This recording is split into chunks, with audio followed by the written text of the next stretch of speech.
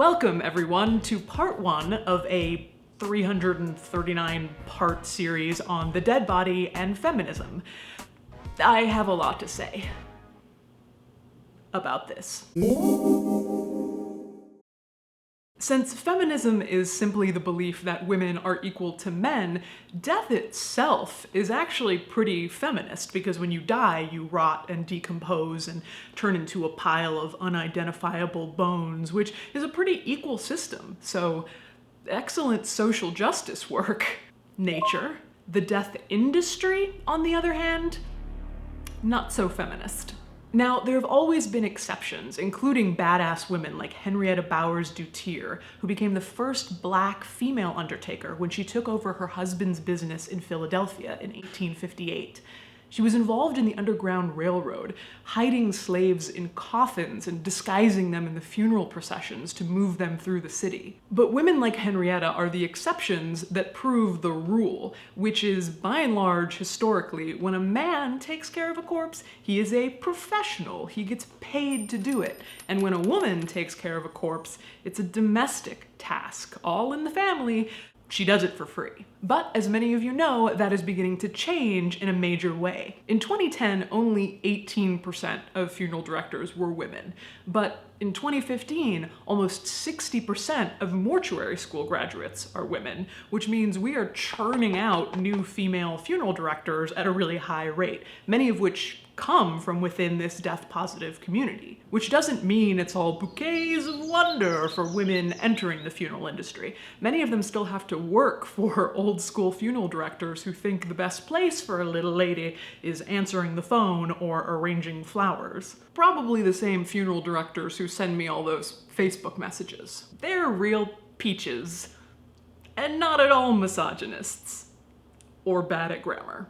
Despite the refrain that women are flooding the funeral industry because they're the naturally caring sex. Hello, I can see you're in pain, and I am but a maternal vessel for your grief.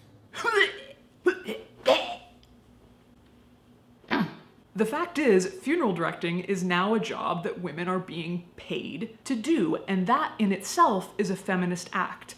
I will take wages for a job previously forbidden to me, and I will be damn good at it. The concern becomes that the same thing might happen in the funeral industry that has happened to other industries that switch from a male to female majority. We know from numerous studies that when women enter a field in great numbers, pay declines. We've seen it happen with biologists, designers, even park service workers. As a woman who owns a funeral home and employs another female funeral director, do we not deserve to be paid for our years of working and training and schooling and talking to you on the phone at 3 a.m. about California death laws, which happens much more often than you would think? Death is scary. Spoiler.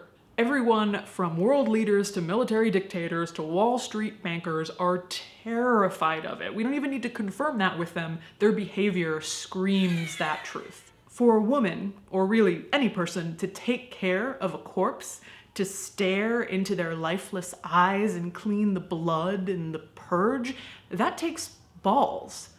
Well, metaphorical balls. Courage.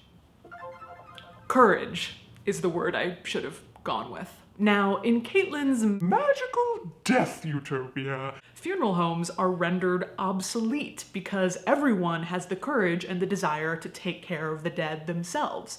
When mom dies, son and daughter both clamor for the chance to do it. But I also live in reality, and that reality is the funeral industry system and the laws that protect it.